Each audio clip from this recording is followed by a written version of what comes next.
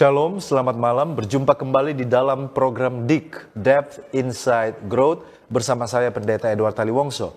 Program ini menyajikan diskusi dan kajian mendalam mengenai tokoh, tema ataupun cerita tertentu di dalam Alkitab. Malam hari ini kita melanjutkan seri Church Doctrine dan topik yang kita angkat pada malam hari ini adalah masa 1000 tahun di dalam kitab Wahyu. Pernahkah saudara membaca tentang masa 1000 tahun di dalam kitab Wahyu? Ada yang mengatakan bahwa ini adalah periode damai di dalam sejarah keselamatan. Dan apa sebenarnya pentingnya kita mempelajari hal ini? Dan apa yang terjadi selama periode 1000 tahun itu? Apa kaitannya dengan rencana keselamatan bagi umat Tuhan? Malam hari ini kita akan mencoba mendalami bukti-bukti Alkitabiah yang akan mengungkapkan kepada kita kebenaran tentang masa 1000 tahun di dalam kitab Wahyu. Saya mengajak pemirsa di rumah untuk boleh berpartisipasi, teristimewa saudara-saudara yang menyaksikan tayangan ini lewat Facebook atau YouTube, disilakan untuk memberikan komentar yang positif seputar pembahasan yang kami angkat pada malam hari ini. Dan untuk membahas pelajaran kita pada malam hari ini, kami telah mengundang seorang narasumber. Narasumber kita pada malam hari ini adalah Pendeta Frankincense Tomigolung, Master of Arts in Religion. Beliau telah menikah dengan Ibu Rini Kumontoy dan keluarga hamba Tuhan ini diberkati dengan seorang anak yaitu Ars Tomigolung. Hamba Tuhan menamatkan pendidikan Master of Arts in Religion di Adventist International Institute of Advanced Studies Filipina pada tahun 2021. Dan saat ini hamba Tuhan ini melayani sebagai Bible teacher, chaplain dan juga pendeta muda di Sekolah Lanjutan Advent Tompaso II. Dengan latar belakang pendidikan dan pengalaman hamba Tuhan akan sangat menolong kita dalam mempelajari topik yang sangat menarik ini. Mari kita sapa narasumber kita pada malam hari ini. Selamat malam Pendeta Tomigolung. Selamat malam Pendeta Taliwongso. Ya, puji Tuhan. Apa kabar Pendeta? Puji Tuhan, sehat semua. Ya.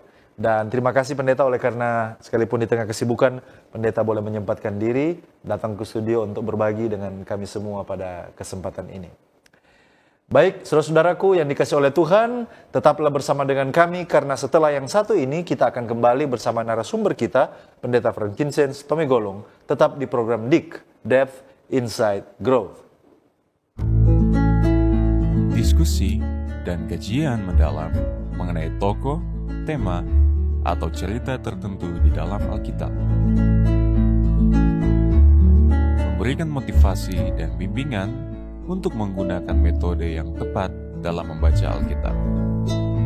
Selalu saksikan program Death Inside Growth setiap hari Jumat pukul 19 waktu Indonesia Tengah di YouTube channel Cornelius Media, Bridge to the Truth.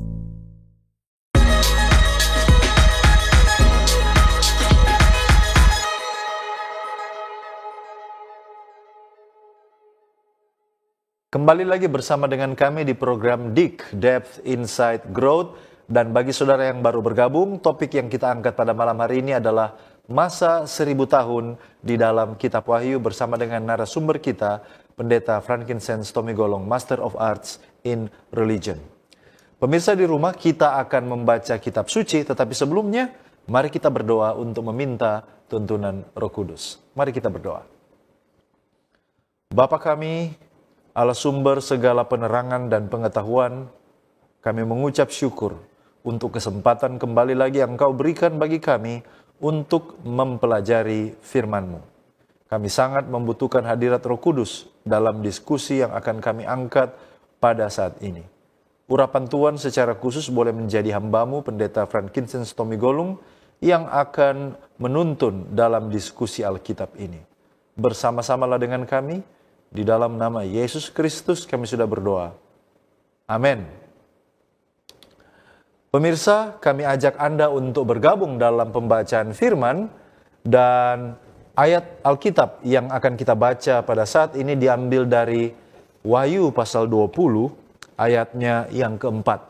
Wahyu 20 ayatnya yang keempat berkata, "Lalu aku melihat takhta-takhta dan orang-orang yang duduk di atasnya. Kepada mereka diserahkan kuasa untuk menghakimi. Aku juga melihat jiwa-jiwa mereka yang telah dipenggal kepalanya karena kesaksian tentang Yesus dan karena firman Allah. yang tidak menyembah binatang itu dan patungnya, dan yang tidak juga menerima tandanya pada dahi dan tangan mereka. Dan mereka hidup kembali dan memerintah sebagai raja bersama-sama dengan Kristus untuk masa 1000 tahun. Demikianlah pembacaan kitab suci yang merupakan pengantar dari diskusi yang akan kita angkat pada malam hari ini. Baik, mari kita mulaikan. Yang pertama, pendeta, mungkin pendeta boleh jelaskan di bagian pendahuluan ini, apa sebenarnya yang dimaksud dengan masa 1000 tahun dalam kitab Wahyu? Lalu kemudian kalau bisa pendeta sampaikan kira-kira kapan ini mulai terjadi. Disilakan. Baik, sekali lagi terima kasih Pendeta Taliwongso. Dan pada malam ini izinkan saya menyapa pemirsa yang ada di rumah. Selamat malam semua Ya. yang sudah tergabung dengan kita di malam ini. Dan kita masih pada pembahasan kita tentang 1000 tahun pendeta, atau yang biasa kita kenal juga dengan milenium. Milenium, ya. Jadi tadi di pendahuluan pendeta sudah mengungkapkan apa itu masa 1000 tahun, dan saya tertarik sekali waktu mendengar tadi ada ungkapan periode damai. Ya. Jadi saya juga bisa mengatakan bahwa masa 1000 tahun ini adalah masa kemerdekaan bagi umat-umat Tuhan. Ya. Apalagi kita ini ada di bulan Agustus, kita menantikan kemerdekaan Republik Indonesia.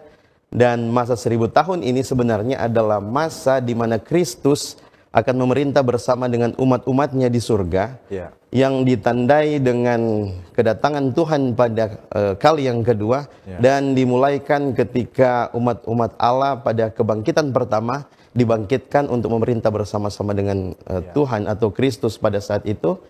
Dan waktunya adalah periode antara kebangkitan pertama dan kebangkitan kedua. Ya. Jadi demikian untuk pendahuluan untuk masa 1000 tahun pendeta. Baik, terima kasih pendeta. Jadi ini adalah sebuah masa ketika tadi Kristus akan memerintah bersama dengan umatnya.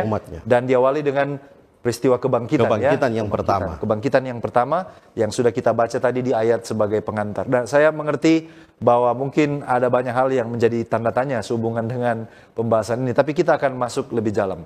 Nah, tadi pendeta sudah singgung tentang kebangkitan yang akan mengawali masa 1000 tahun. Tetapi mungkin pertanyaannya adalah kebangkitan seperti apa yang dimaksud yang akan mengawali periode 1000 tahun itu? Jadi kebangkitan yang akan mengawali masa 1000 tahun adalah kebangkitan umat-umat Allah. Ya. Mereka yang mati di dalam Tuhan. Biasanya kalau zaman sekarang kita populer dengan istilah rest in peace. Ya. Mereka yang mati di dalam kedamaian Tuhan, orang-orang yang setia, mereka akan dibangkitkan ketika Tuhan datang pada kali yang kedua, dan sama-sama mereka akan terangkat, baik yang masih hidup, orang-orang yang setia yang masih hidup, bersama dengan orang-orang setia yang waktu itu mati. Mereka akan dibangkitkan untuk memerintah bersama-sama dengan Tuhan. Jadi kebangkitan pertama adalah kebangkitan bagi mereka yang setia, yang mati di dalam Tuhan. Oke, jadi ini hanya bukan untuk semua orang ya? Bukan untuk semua orang. Hanya bagi mereka yang setia, yang mati di dalam Tuhan. Baik, terima kasih pendeta. Jadi ini sangat penting, ini adalah dasar. Sebelum nanti kita akan masuk lebih banyak topik atau tema yang akan kita angkat dari masa 1000 tahun ini. Tapi ini adalah pengetahuan awal yang sangat menolong kita bahwa kebangkitan itu adalah hanya bagi mereka yang mati di dalam Tuhan, sebagaimana yang sudah ditegaskan oleh narasumber kita. Nah, masih lagi dari hal kebangkitan. Di dalam Alkitab mengatakan bahwa ada 2 peristiwa kebangkitan. Nah, pertanyaannya tadi pendeta katakan kebangkitan pertama, sepertinya ada lanjutannya. Kalau begitu mungkin kapan kebangkitan lanjutannya atau kebangkitan kedua, dan siapa yang nanti akan dibangkitkan kepada kebangkitan yang kedua itu? Bagaimana pendeta melihat hal ini? Ya, jadi kalau kita baca di dalam kitab Wahyu 20 ayat 5, dikatakan bahwa tetapi orang-orang yang mati yang lain tidak bangkit sebelum berakhir masa yang 1000 tahun itu. Semua orang yang di dalam kuburan akan mendengar suaranya, dan mereka yang telah berbuat baik akan keluar dan bangkit untuk hidup yang kekal. Tetapi mereka yang telah berbuat jahat akan bangkit untuk dihukum. Itu di dalam Yohanes 5 ayat 28 dan 29. Jadi kebangkitan kedua adalah kebangkitan dari orang-orang yang tidak setia, tidak mau mengenal Tuhan, atau tidak mau menerima keselamatan yang Tuhan berikan. Pada akhirnya mereka mati dan tidak ada harapan untuk diselamatkan ketika Tuhan datang. Mereka lah yang akan dibangkitkan di akhir periode 1000 tahun itu. Dan bersama-sama juga dengan orang-orang yang tidak mau mengenal Tuhan yang mati waktu Yesus datang pada Yesus datang pada kali yang kedua. Jadi ada orang-orang yang mereka tidak mampu melihat kemuliaan Tuhan waktu itu. Pada akhirnya karena kemuliaan Tuhan mereka mati juga bersama-sama dengan orang yang tidak akan dibangkitkan pada kebangkitan pertama. Oke, jadi ini semakin jelas ya. Ada kebangkitan pertama, ada kebangkitan yang kedua. Kebangkitan pertama itu awal dari masa 1000 tahun, hanya bagi mereka yang setia, yang mati di dalam Tuhan. Dan kebangkitan yang kedua adalah mereka yang didapati tidak setia atau menolak rahmat Tuhan. Dan mereka ini akan dibangkitkan, tujuannya adalah untuk dihukum, seperti yang pendeta sampaikan tadi. Baik, ini adalah pendahuluan kita dan masih ada lagi beberapa pertanyaan yang akan kita tanyakan saudara-saudaraku, tetapi jangan kemana-mana karena setelah yang satu ini kita akan kembali bersama dengan narasumber kita, Pendeta Frankincense Tomigolung. Tetap bersama dengan kami di program DIG, Depth Insight Growth.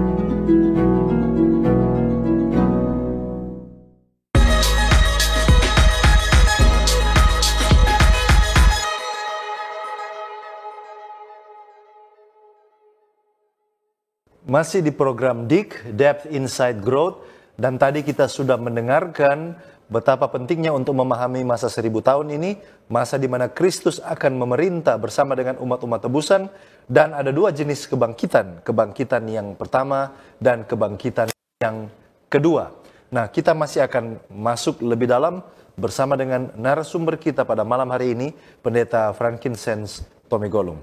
Baik pendeta, kita langsung kepada pertanyaan selanjutnya. Tadi pendeta sempat menyebutkan tentang keadaan orang yang mati tapi tidak percaya, dan juga mereka yang masih hidup pada waktu kedatangan Yesus. Apa sesungguhnya yang akan terjadi kepada kelompok orang ini? Baik, terima kasih.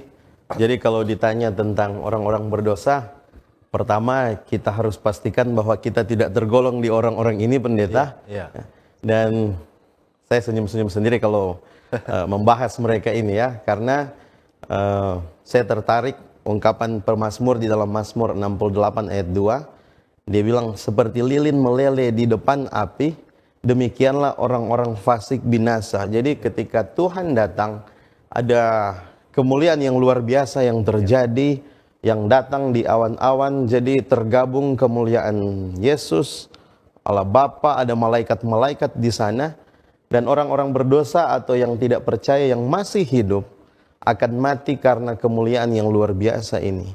Dan orang-orang yang mati yang dari segala zaman yang tidak percaya kepada Tuhan, Wahyu 20 ayat 5 menegaskan bahwa tetapi orang-orang mati yang lain tidak bangkit sebelum berakhir masa yang 1000 tahun itu. Jadi pertama, orang-orang berdosa yang masih hidup pada saat kedatangan Tuhan akan tidak tahan melihat kemuliaan kalahan yang datang, mereka akan mati. Dan orang-orang yang mati yang ada di kubur pada saat itu yang tidak percaya tetap ada di dalam kubur pada saat itu, pendeta. Ya, jadi itulah nasib bagi kelompok ini ya, yang masih hidup akan binasa oleh karena kemuliaan kedatangan Yesus, dan yang sudah mati tidak akan dibangkitkan atau tetap di dalam kubur.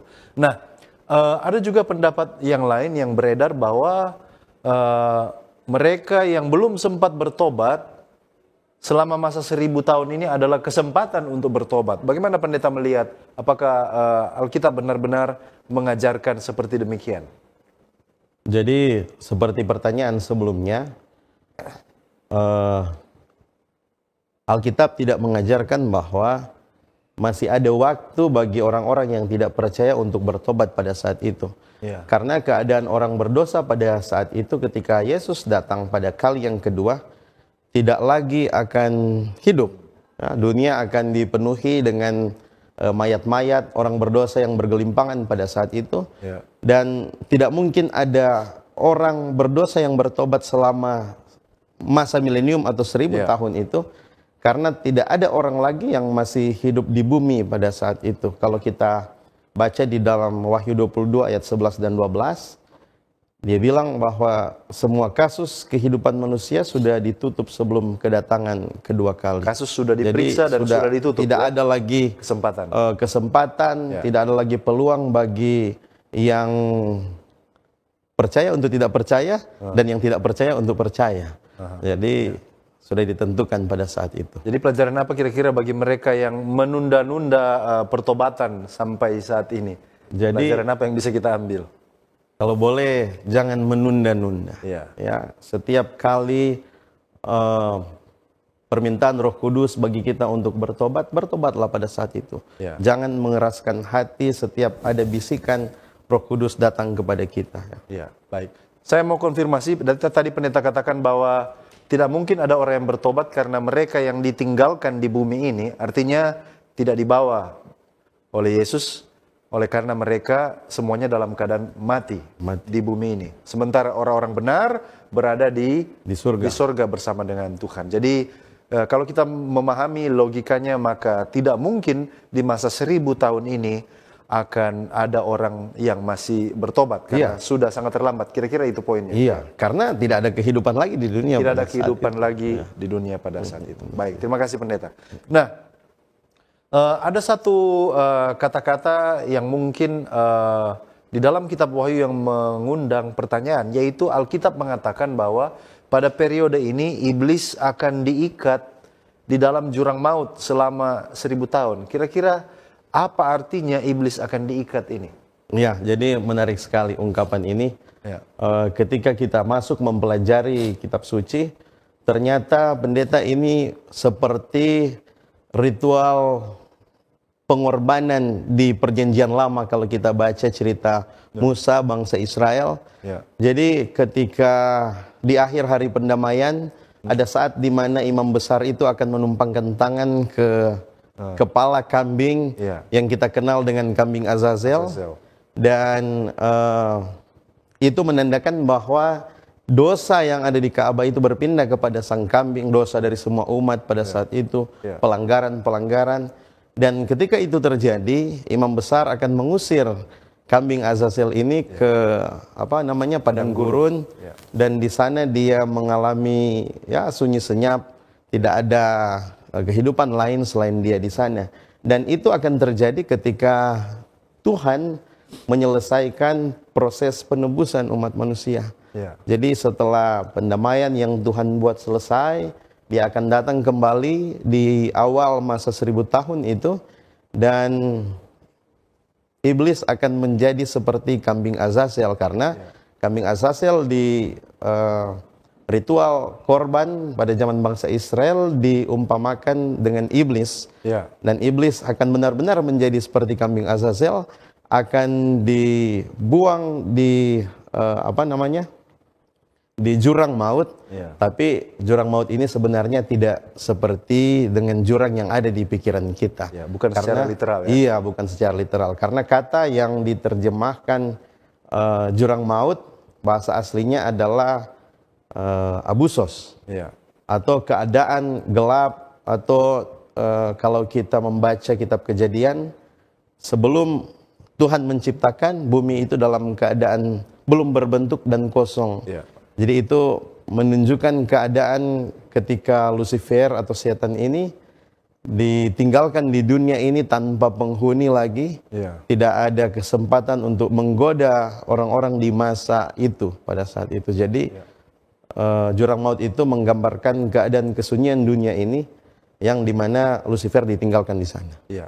Jadi ternyata ketika Alkitab mengatakan bahwa iblis, tadi pendeta kaitkan dengan ritual bait suci yaitu kambing Azazel. Kambing Azazel. Dengan kata lain, kambing Azazel adalah semua dosa umat dikembalikan kepada dia yang menjadi penyebab semuanya. Dengan kata lain, suatu saat nanti setanlah yang menjadi penyebab semua kekacauan, penderitaan dan dosa kepadanya pula akan dikembalikan. Dia ditanggungkan kepada dia kembali semua kekacauan dan penderitaan yang diakibatkan terjadi melalui dosa yang masuk kepada orang tua kita yang pertama yaitu Adam dan Hawa. Nah, ada satu hal lagi yang menarik, walaupun kita tahu bahwa memang kitab Wahyu ini adalah kitab yang harus dimaknai secara simbol, ya.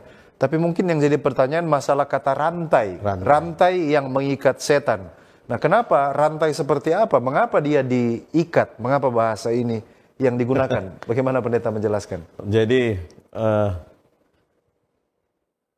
seperti saya katakan tadi ya, kalau belajar kitab Wahyu harusnya memang seperti ini cara belajarnya. Senyum-senyum, enjoy. Karena kalau kita tertekan pendeta, kadang-kadang kita ketakutan belajar kitab Wahyu. Nah, kalau bicara rantai juga di sini maknanya simbolis. Karena rantai di sini bukanlah rantai seperti kalau ada penjahat yang luar biasa dia harus dirantai. Memang iblis luar biasa. Tetapi jangan lupa iblis ini adalah ciptaan yang luar biasa dari Tuhan dan tidak ada rantai literal yang mampu merantai si iblis ini. Jadi kalau saya ingin elaborasi sedikit, bahasa rantai di sini adalah sebenarnya perasaan setan yang dirantai atau terrantai pada saat itu, terbelenggu karena kebebasannya seakan dicabut, dia tidak ada lagi kesempatan untuk menggoda orang-orang atau melancarkan tipu muslihat yang menjadi keahliannya selama ini di masa itu. Jadi dia dirantai oleh perasaannya sendiri yang tidak bisa lagi untuk melancarkan tipu muslihat yang dia buat. Bagaimana pendeta melihat pendapat yang mengatakan bahwa oleh karena setan ini adalah makhluk spiritual, makhluk roh, itu sebabnya dia tidak bisa diikat dengan rantai jasmani. Semakin menguatkan apa yang pendeta sampaikan. Karena kan jangan kita lupa iblis ini dia juga berkuasa. Dan dia mengklaim bahwa dunia ini adalah miliknya. Kan? Tapi pada saat itu yang ada bersama-sama dengan dia cuma bawahannya semua. Ya, tentu umat-umatnya pada saat itu dan tidak ada hal baru yang dapat dia lakukan. Kalau pendeta sampaikan tadi bahwa oleh karena dia tidak bisa lagi berkelana ke seluruh alam semesta, itu berarti bahwa memang planet bumi ini yang dibiarkan sunyi tanpa penghuni, inilah yang akan menjadi dalam tanda kutip penjaranya. Ketika dia selama masa 1000 tahun itu. Bagaimana pendeta melihat hal itu? Karena kan jangan kita lupa keadaan dunia waktu itu sebelum kedatangan Kristus yang kedua kali, ada 7 kutuk atau 7 malapetaka yang akan menimpa dunia pada saat itu. Jadi luar biasa pendeta. Memang dunia ini sudah akan porak-poranda, kacau balau. Karena pertama dunia dipenuhi dengan orang-orang berdosa, mayat-mayat mereka yang bergelimpangan di mana-mana. Dan kedua, dunia ini baru saja dihantam oleh 7 malapetaka. Jadi memang kacau balau yang akan menjadi tempat tinggal setan ketika umat-umat Allah yang setia diangkat untuk memerintah bersama-sama dengan Tuhan di masa 1000 tahun ini. Baik, terima kasih. Jadi ini adalah satu poin yang harus kita ingat, bahwa rantai ini bermakna simbolis, bukan rantai sungguhan, ya. Semoga dengan pemahaman atau pencerahan ini akan semakin menolong kita ketika kita membaca dalam Wahyu pasal 20 apa maknanya setan itu dirantai. Baik, pendeta, kita masih akan menggali lebih dalam lagi topik yang sangat menarik ini. Dan pemirsa di rumah, jangan kemana-mana karena setelah pesan-pesan rohani berikut ini, kita masih akan kembali bersama dengan narasumber kita untuk membahas topik ini. Jangan kemana-mana.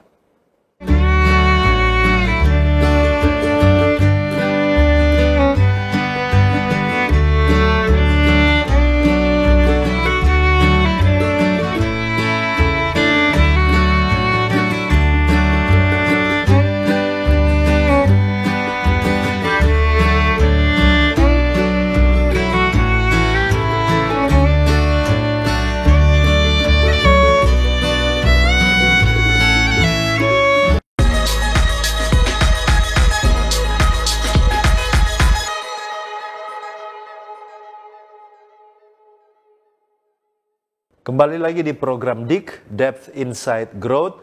Dan bagi saudara yang baru bergabung bersama dengan kami, topik yang kami angkat pada malam hari ini adalah masa 1000 tahun di dalam kitab Wahyu. Dan bersama dengan narasumber kita, Pendeta Frankincense Tomigolung, Master of Arts in Religion. Baik Pendeta, kita masih akan melanjutkan topik kita seputaran masa 1000 tahun ini. Di Wahyu pasal 20 ayatnya yang keempat mengatakan bahwa akan ada masa penghakiman selama 1000 tahun ini. Pertanyaannya adalah untuk apa penghakiman ini dan siapa yang nanti turut serta di dalam proses pengadilan ini? Bagaimana pendeta melihat pertanyaan ini? Baik, terima kasih. Jadi kalimat pertama yang ingin saya ungkapkan kepada kita dan pemirsa di rumah pada malam ini adalah jangan kita ketakutan dengan kata penghakiman di sini. Ya. Nah, di dalam Wahyu 20 ayat 4 dia bilang, lalu aku melihat tahta-tahta dan orang-orang yang duduk di atasnya, kepada mereka diserahkan kuasa untuk menghakimi, dan mereka hidup kembali dan memerintah sebagai raja untuk masa 1000 tahun. Jadi siapa yang akan menghakimi siapa pada saat itu adalah ketika Tuhan datang pada kali yang kedua. Ya. Orang-orang benar yang akan bersama-sama dengan Tuhan di dalam pemerintahan ini untuk menghakimi. Dan menarik sekali apa yang diungkapkan oleh Rasul Paulus ketika dia menulis surat ke jemaat Korintus di dalam 1 Korintus 6 ayat 2 dan 3. Dia bilang, atau tidak tahukah kamu bahwa orang-orang kudus akan menghakimi dunia. Jadi orang-orang kudus ya akan menghakimi dunia. The saints berarti. Ya. Dan dia lanjutkan, tidak tahukah kamu bahwa kita akan menghakimi malaikat. Oh, luar biasa pendeta. Karena jangan kita lupa di kitab Injil kita dilarang menghakimi.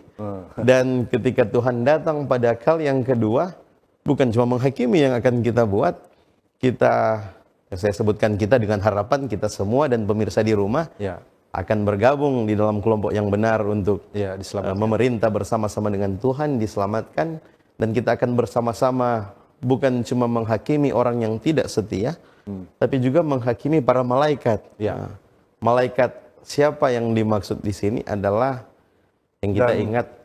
Dan kata menghakimi di sini lebih cocok kata memeriksa. Oleh karena memeriksa, akhir hidup mereka sebenarnya sudah diputuskan. Mereka telah memutuskan berada di pihakmu. Jadi mungkin ini tinggal pemeriksaan saja. Mengapa mereka ada di sisi itu? Silakan. Terima kasih pendeta untuk klarifikasi yang sangat bagus, karena memang tidak ada lagi pembelaan bagi mereka yang tidak percaya pada saat itu, dan tidak lagi bingung untuk memutuskan selamat atau tidak selamat mereka. Mereka memang sudah tidak selamat. Penghakiman ini berfungsi sebagai pembuktian. Pembuktian kenapa orang-orang ini tidak selamat. Ya, bisa jadi sahabat-sahabat kita. Kenapa dia tidak selamat? Dan semua akan terjawab di sana. Karena ketika orang benar dari segala zaman, dan barangkali juga ada malaikat-malaikat yang tidak sempat jatuh, tidak tertipu dengan tipu muslihat dari Lucifer itu, mereka semua yang akan ambil bagian di dalam penghakiman selama masa 1000 tahun. Dan riwayat hidup semua orang berdosa pada saat itu termasuk setan dan malaikat-malaikat jahat akan dibuka dan dibahas. Kenapa ini penting? Karena jangan lupa di awal cerita kita, kalau kita baca di Alkitab kita, bahwa bukan cuma manusia yang tertipu pendeta, ya kan? Malaikat-malaikat pun tertipu. Karena setan itu pada saat itu yang disebut Lucifer dianggap pejuang oleh sahabat-sahabatnya para malaikat yang jatuh. Karena klaim-klaimnya luar biasa. Dia klaim bahwa hukum Allah tidak bisa dituruti. Allah tidak adil. Allah tidak adil, kasih Allah dan dan hukum itu keadilan dan kasih Allah itu tidak konsisten. Jadi di saat itulah orang-orang akan tahu, akan terjawab semua pertanyaan, keheranan orang-orang akan terjawab kenapa orang-orang itu yang tidak selamat memang tidak selamat. Ya. Jadi bukan lagi akan menentukan keputusan mereka selamat atau tidak selamat, tapi keputusan sudah ada, tinggal memeriksa, mengungkapkan saja rahasia-rahasia waktu itu. Pembuktian Jadi, seperti yang pendeta sampaikan tadi, pembuktian. Jadi tambahan sedikit, jadi penghakiman ini dengan jelas dia menunjukkan kepada kita semua, ya puji Tuhan ya, amin, kita semua orang benar, akan ditunjukkan kepada kita bahwa orang-orang berdosa itu tidak selamat. Dan pada akhirnya semua orang akan melihat bahwa orang-orang yang tidak selamat itu disebabkan semata-mata karena mereka tidak mau tinggal bersama dengan Tuhan. Ya. Jadi sangat luar biasa kebenaran tentang penghakiman di masa 1000 tahun ini. Dan setelah diskusi ini kita telah dicerahkan bahwa kita akan ambil bagian dalam penghakiman di masa 1000 tahun itu. Nah pendeta, memang ini adalah suatu hal yang cukup padat ya kalau kita belajar. Tetapi bolehkah pendeta memberikan ringkasan atau pokok-pokok utama tentang apa saja yang sesungguhnya terjadi selama periode 1000 tahun itu? Kalau pendeta boleh buat poin-poin penting sebagai ringkasan. Jadi kalau saya harus membuat di dalam poin-poin, mungkin bisa jadi 5 poin pendeta. Ya. Poin yang pertama kita bisa dapatkan di dalam kitab Wahyu 16 ayat 18 sampai 21 dan Wahyu 6 ayat 14 sampai 17. Ya. Bumi pada saat itu dalam keadaan hancur akibat gempa bumi dan hujan meteor. Ya. Jangan lupa peristiwa yang menandakan akhir dunia ini ada 7 malapetaka itu yang terjadi, sehingga bumi pada saat itu memang dalam keadaan seperti itu. Ya. Dan yang kedua di dalam Yeremia 4 ayat 23 dan 28, pada saat itu bumi dalam keadaan kacau balau. Ya. Gelap gulita, tidak ada listrik lagi pada saat itu. Ya. Kemudian yang ketiga, setan dan malaikat-malaikatnya terpaksa tinggal di bumi. Di dalam Wahyu 20 ayat 1 sampai 3. Atau yang tadi kita sudah bahas, setan akan dibelenggu, terikat di dunia ini, karena tidak ada lagi orang benar yang akan ditipu pada saat itu. Kemudian yang keempat, orang benar tinggal di dalam kota Yerusalem baru, dan ikut berperan dalam proses penghakiman atau pemeriksaan pada saat itu. Ya. Di dalam Wahyu 20 ayat 4. Ya. Dan yang kelima, yang terakhir, ini poin yang saya senang sekali. Orang jahat sudah mati semua. Jadi di dalam Yeremia 4 ayat 25, Yesaya 11 ayat 4. Jadi ada saat di mana tidak ada lagi orang jahat di dunia ini. Ya. Tidak ada lagi orang jahat. Dan tambahan sedikit, selama masa 1000 tahun itu, semua orang yang pernah hidup di bumi ini akan berada di salah satu dari 2 tempat ini. Nah, yang pertama, di bumi, mati binasa, yaitu orang-orang yang tidak percaya, tidak mau bersama dengan Tuhan. Dan yang kedua, kita aminkan kita ada di tempat yang kedua, pendeta, di kota Yerusalem baru. Kita hidup dan ikut ambil bagian di dalam penghakiman. Jadi kira-kira itulah ringkasnya peristiwa yang terjadi di awal dan sementara masa 1000 tahun itu, selama masa 1000 tahun. Baik, terima kasih pendeta. Jadi hanya akan ada 2 tempat ya bagi mereka yang tinggal di bumi ini, tidak dibangkitkan atau mati, binasa, dan kemudian orang-orang benar yang diangkat ke kota suci dalam kerajaan sorga, mereka itu ikut ambil bagian di dalam penghakiman yang pendeta sudah bahas tadi. Ya. Nah, masih berfokus kepada kelompok yang lain yang binasa ini. Apa sebenarnya yang akan terjadi kepada orang berdosa pada saat ini? Dan apa kira-kira pengaruhnya kepada si iblis sebagai inisiator ya, atau originator dari dosa dan semua kekacauan yang dia akibatkan di atas dunia ini? Jadi kalau ditanya ya apa pengaruh 1000 tahun ini kepada si iblis, di dalam Wahyu 20 ayat 5, ayat 7 dan ayat 8 dibilang, tetapi orang-orang mati yang lain tidak bangkit sebelum berakhir masa yang 1000 tahun itu. Dan setelah masa 1000 tahun itu berakhir, iblis akan dilepaskan dari penjaranya dan ia akan pergi menyesatkan bangsa-bangsa. Nah, itu di dalam Wahyu 20 ya, ayat 5. Jadi kemarahan besar tentu iblis akan rasakan ketika dia terikat dan terbelenggu, dalam arti tidak ada lagi oknum-oknum yang dapat dia sesatkan pada saat itu. Tapi menarik, karena di akhir masa 1000 tahun dikatakan dia akan pergi lagi mengumpulkan orang-orang di segala jenis penjuru, di segala suku bangsa yang memang mereka itu adalah umat-umat setan, yang mendapat bagian di kebangkitan kedua tentunya.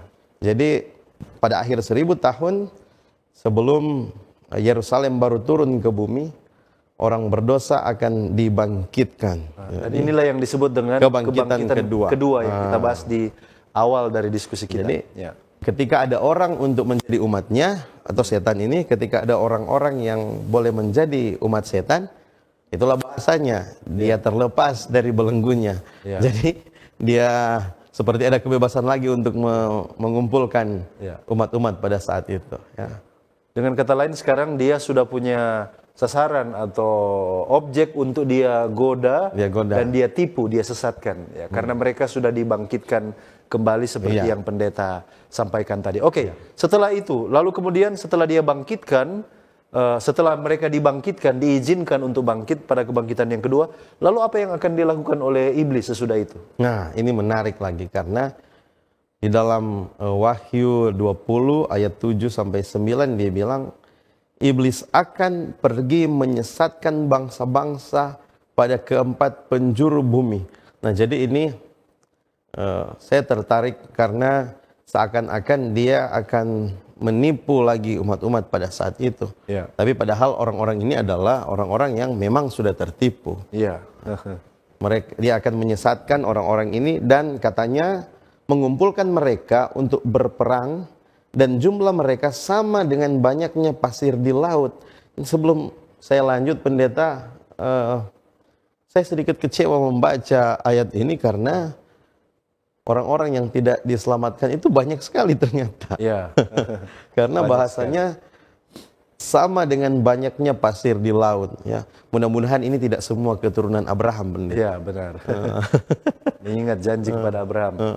Dia bilang, maka naiklah mereka ke seluruh dataran bumi, lalu mengepung perkemahan orang-orang kudus dan kota yang dikasihi itu. Jadi mereka akan dikumpulkan oleh Lucifer pada saat itu ketika mereka semua dibangkitkan pada kebangkitan kedua. Dan Alkitab mencatat mereka akan mengepung kota suci atau Yerusalem baru pada saat itu. Jadi apa yang akan dilakukan iblis? Ya, sesuai sifatnya, iblis akan segera menjerat orang-orang di seluruh bumi yang bangkit pada saat itu. Dan barangkali dia akan mengaku-ngaku kota itu miliknya.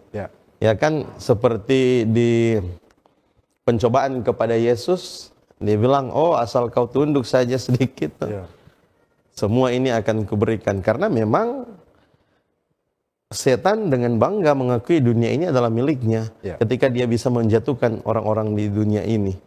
Bahkan kalau kita ingat cerita tentang Ayub, ketika ada pertemuan di surga pada saat itu, setan masih bisa mengakses kerajaan surga. Dia datang sebagai perwakilan pimpinan dunia ini. Nah, jadi seperti biasanya dia akan menjerat mereka, dan setan diusir secara tidak adil dari kerajaan itu, dan bahwa Tuhan itu diktator yang kejam, itu yang akan menjadi argumen setan. Dia akan bilang bahwa oh ini Yerusalem baru ini milik saya sebenarnya. Tapi seperti biasanya katanya dia tidak dilibatkan, dia diusir dari pemerintahan dari kota itu, dan dengan penuh semangat dia dan umat-umat ini akan siap untuk menghabisi mereka dari atas bumi dengan api yang besar. Ini setan dan umat-umatnya akan mencoba menjatuhkan kota suci Allah. Tapi kita tahu bersama bahwa Tuhan tidak akan mendatangkan lagi air bah seperti di zaman Nuh. Ya. Tapi benar-benar berbeda dengan antikristus yang menurunkan api dari langit untuk meyakinkan orang. Ini memang api yang Tuhan turunkan untuk menghabisi semua dan itu setan dan para antek-anteknya pada saat. Dan itu menuntun kita kepada pertanyaan yang mungkin paling terakhir. Bagaimana Allah merespon ketika setan menghimpun kekuatan semua orang yang sudah dibangkitkan dan menyerang kota suci? Bagaimana respon Allah? Apa yang pada akhirnya akan menghalangi setan untuk menghancurkan kota itu? Nah, jadi kita ada di penghujung pembahasan kita.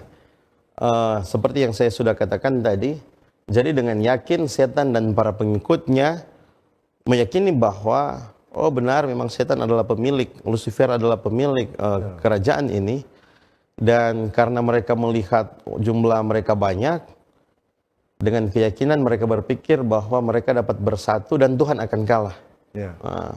Dan dengan seluruh dunia yang melawan satu kota, kemenangan dari iblis dan antek-anteknya ini terlihat pasti. Jadi bangsa-bangsa lalu akan bersatu mengatur pasukan mereka. Mereka mengepung kota Yerusalem baru, namun ada respon Tuhan seperti yang sudah pendeta katakan tadi. Dan apa yang menjadi respon Tuhan ini yang menghalangi iblis dan antek-anteknya atau pengikut-pengikutnya pada saat itu untuk merebut kota Yerusalem baru atau kota suci ini. Tuhan menghalangi dengan apa yang tercatat di dalam Wahyu 20 ayat 14. Dia bilang, dari langit turunlah api menghanguskan mereka. Dari iblis yang menyesatkan mereka dilemparkan ke dalam lautan api dan belerang. Kita lanjut di dalam Wahyu 20 ayat 9. Kemudian Wahyu 21 ayat 8, dia bilang, lalu maut dan kerajaan maut itu dilemparkan ke dalam lautan api. Dan inilah kematian yang kedua bagi orang-orang yang mati di dalam ketidakpercayaan mereka. Sekali lagi mereka mati. Mati lagi untuk kedua kalinya. Itu yang terjadi. Dan di Maliaki 4 ayat 3 dia bilang, kamu akan menginjak-injak orang-orang fasik, sebab mereka akan menjadi abu di bawah telapak kakimu pada hari yang kusiapkan itu, firman Tuhan semesta alam. Jadi menarik ya, jangan lupa dia bilang, kamu akan menginjak-injak orang-orang fasik, tapi tidak sekarang pendeta. Karena dia bilang, pada hari yang Tuhan siapkan. Nah, jadi jangan dulu sekarang kita menginjak-injak orang ya. Nanti di waktu yang Tuhan tentukan, ya saya tidak tahu apakah ini bahasa simbolis atau literal memang kita akan injak-injak mereka. Tetapi ini gambaran bahwa Tuhan tidak akan membiarkan mereka menyerang kota suci itu, dan api akan datang menghanguskan mereka. Setan dan umat-umatnya pada saat itu akan dilemparkan ke dalam lautan api. Amin. Berbicara tentang lautan api, kita perlu ketahui sedikit. Ada orang yang berpikir bahwa api ini adalah api kekal, pendeta. Katanya akan dibakar dan tidak mati-mati. Tapi ternyata api kekal itu adalah api yang membakar apa yang dibakar sampai hangus tidak tersisa. Tidak tersisa. Jadi efek yang ditimbulkan oleh api itu kekal ya, artinya tidak mungkin dikembalikan. Iya, tidak mungkin karena efeknya adalah kematian kekal. Kematian kekal, benar. Tidak ada kebangkitan lagi untuk mereka yang dibuang di dalam lautan api itu. Jadi jawabannya adalah apa yang Tuhan buat untuk melawan setan pada saat itu.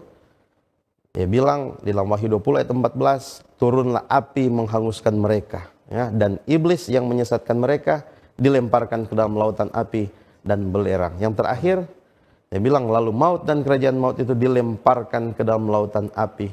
Itulah yang menjadi hukuman bagi mereka.